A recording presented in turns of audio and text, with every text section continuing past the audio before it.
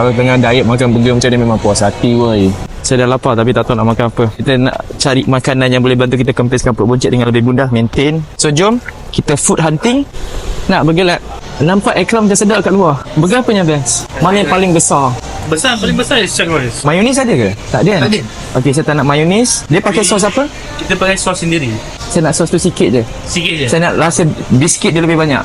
Thank you. Biasanya kita orang tengah ambil. Tak boleh. So this one Chuck Norris. Sebenarnya banyak orang fikir cheese ni tak sihat. Sebenarnya cheese sihat. Dia lemak sihat cheese ni. Dia boleh makan je, tak ada masalah.